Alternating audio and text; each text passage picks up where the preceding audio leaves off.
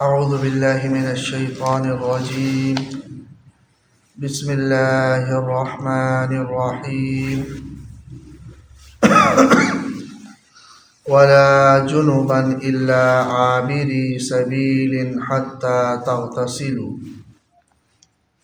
وإن كنتم مرضى أو على سفر أو جاء أحد منكم من الغائط أو لامستم النساء فلم تجدوا ماء فتيمموا صعيدا طيبا فامسحوا بوجوهكم وأيديكم إن الله كان عفوا غفورا.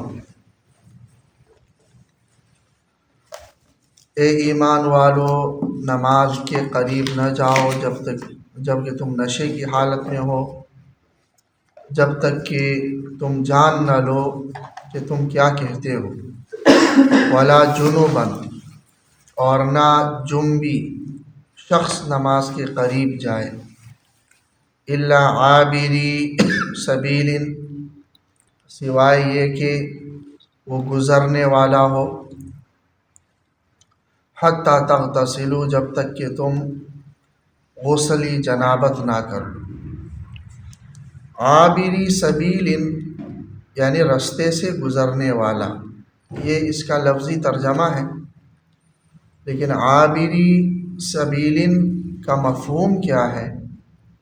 تو صحابہ کرام کی ایک جماعت نے اس کا مفہوم یہ لیا ہے کہ جنبی شخص نماز کے قریب نہ جائے. یعنی جنبی شخص نماز تو نہیں پڑھ سکتا، نماز کے قریب بھی نہیں جا سکتا. قریب جانے کا مطلب یہ کہ مسجد میں بھی نہیں جا سکتا. الا عابری سبیل، ہاں جنبی شخص مسجد سے گزر سکتا ہے. کہ مسجد میں نماز یعنی مسجد میں ٹھہرنے یا مسجد میں جانے کا قصد اس کا نہ ہو، مسجد سے گزرنا چاہ رہا ہو جنابت کی حالت میں تو وہ گزر سکتا ہے. تو صحابہ کرام کی ایک جماعت نے اس کا یہ معنی لیا. دوسری جماعت نے اس کا معنی یہ لیا ہے کہ عابری سبیل یہ کنایہ ہے سفر سے، کہ جنبی شخص بھی نماز کے قریب نہ جائے الا یہ کہ وہ مسافر ہو، راستے سے گزرنے والا ہو، مطلب مسافر ہو، یہ معنی ہے. لیکن پہلا والا معنی زیادہ راجح ہے، اس لیے کہ سفر کے لیے عابری سبیل، راستے سے گزرنے والے کی تعبیر عربی میں زیادہ تر استعمال نہیں ہوتی. اور پھر خود اسی آیت میں آگے جا کر وَإِن كُنتُم مَرْضَىٰ أَوْ عَلَىٰ سَفَرٍ، تو سفر کے حالت کا حکم بیان ہے. تو پہلے بھی سفر کی حالت کا حکم ہو، پھر دوبارہ سفر کا بیان ہو، تو یہ کچھ سمجھ میں آنے والی بات نہیں ہے. اس لیے اس کا معنی یہی ہے کہ جنبی شخص وہ نماز کے قریب نہ جائے الا یہ کہ وہ گزرنے والا ہو، یعنی مسجد سے کسی ایسی ضرورت پیش آ گئی ہے اور اس کے لیے کوئی اور راستہ نہیں ہے سوائے مسجد سے گزرنے کے، تو مسجد سے وہ گزر سکتا ہے، اگرچہ بہتر نہیں ہے. اور یہی ائمہ میں سے امام شافعی رحمہ اللہ کا اور امام احمد بن حنبل رحمہ اللہ کا قول ہے کہ جنبی شخص مسجد میں ٹھہرنے کی نیت سے داخل نہیں ہو سکتا. ہاں گزر رہا ہو وہاں سے تو گزر سکتا ہے، اگرچہ احناف کے نزدیک جنابت والے شخص کے لیے مسجد پر سے گزرنا بھی جائز نہیں ہے. وہ اس کا معنی وہی سفر کے ہی کرتے ہیں. تو غرض یہ ہے کہ جنبی شخص بھی نماز کے قریب نہ جائے حتی تغتسلوا، یہاں تک کہ تم غسل جنابت جب تک نہ کر لو. تو نشے کی حالت میں نماز کے قریب نہ جاؤ، یعنی نشے کی حالت میں نہ مسجد میں جا سکتے ہو نہ نماز پڑھ سکتے ہو. جنابت کی حالت میں نہ مسجد میں جا سکتے ہو نہ نماز پڑھ سکتے ہو. تو گویا کہ یہ جو نشاور چیز ہے یہ بھی ایک قسم کی نجس ہے جو عقل کو نجس کر دیتی ہے، ناپاک کر دیتی ہے. اور جنابت یہ بھی نجاست ہے جو جسم کو ناپاک کر دیتی ہے. اسی لیے شراب کی حرمت کا جو حتمی آیت اور جہاں پر حکم ہے وہاں شراب کو رجسن فرمایا کہ یہ گندگی ہے. تو گویا جس طرح ایک نجاست انسان کے بدن کو اور کپڑوں کو گندا کر دیتی ہے، اسی طرح شراب انسان کے عقل کو گندا کر دیتی ہے. تو جب تک تم غسل نہ کر لو جنابت کی حالت میں تو نماز کے قریب نہ جاؤ. وَإِن كُنتُم مَّرْضَىٰ اور اگر تم بیمار ہو، او علی سفر یا سفر میں ہو، او جاء احد منکم من الغائط یا تم میں سے کوئی قضائے حاجت کر کے آیا ہو، او لامستم النساء یا تم نے عورتوں سے صحبت کر لی ہو، فلم تجدوا ماء اور تمہیں پانی نہ ملے، فتیمموا تو تم تیمم کرو، صعیدا طیبا پاک مٹی سے. اور اس کا طریقہ یہ ہے کہ فامسحوا بوجوہکم وایدیکم، تم ہاتھوں کو مٹی پر مار کر مسح کر لو اپنے چہروں پر اور اپنے ہاتھ پر. یہ تیمم کا حکم ہے کہ اگر انسان کو پانی نہ ملے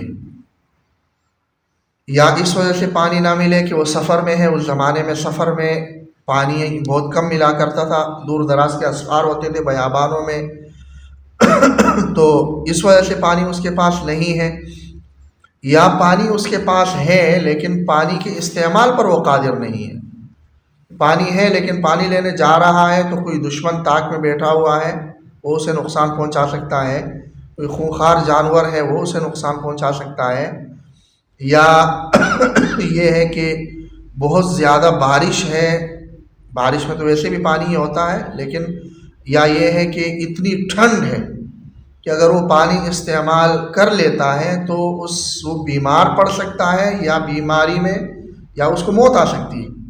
تو غرض وہ قادر نہ ہو پانی کے استعمال پر، تو اس صورت میں تیمم کا حکم ہے. اور تیمم حدث اکبر اور حدث اصغر دونوں کے لیے ہے. مطلب وضو کی ضرورت ہے تب بھی تیمم مشروع ہے، غسل کی ضرورت ہے تو تب بھی تیمم مشروع ہے، اور دونوں کا طریقہ ایک ہی ہے.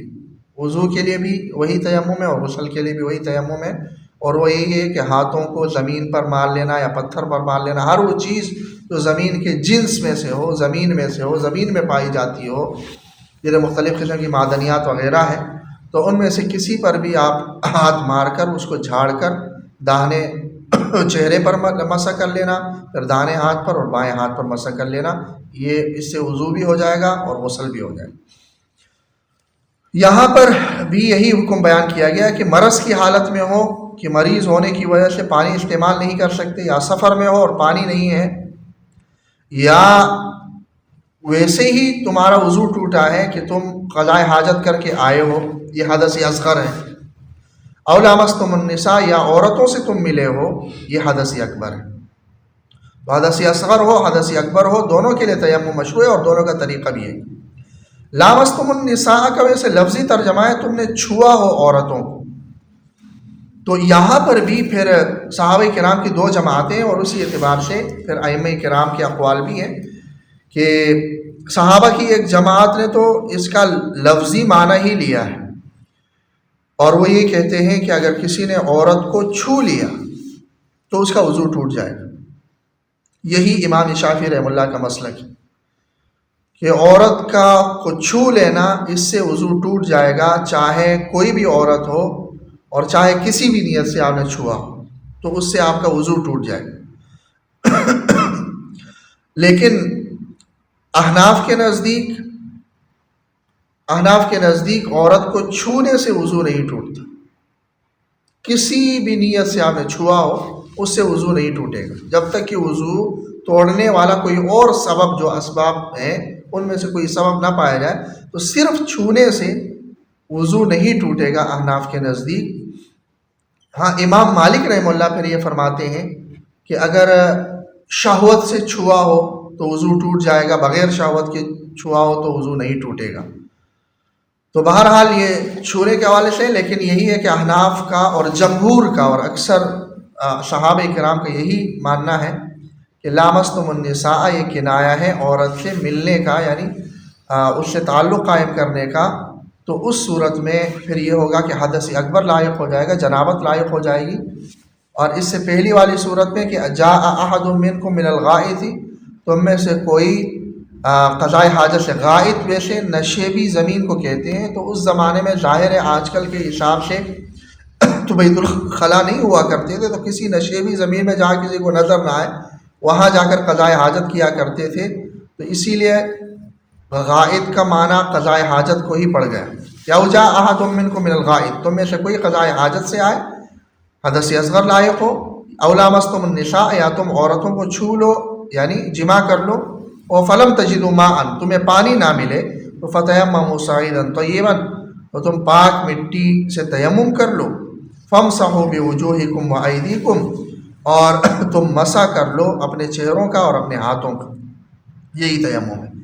ان اللہ کان عفوا غفورا، بے شک اللہ تبارک و تعالی درگزر کرنے والا اور بخش دینے والا ہے، کہ اس کی درگزر عفو اور درگزر ہی ہے کہ انہوں نے ان احکامات میں تمہارے لیے آسانی کر دی ہے کہ پانی کی عدم موجودگی میں یا استعمال پر قادر نہ ہونے کی صورت میں تمہیں متبادل احکامات دیے۔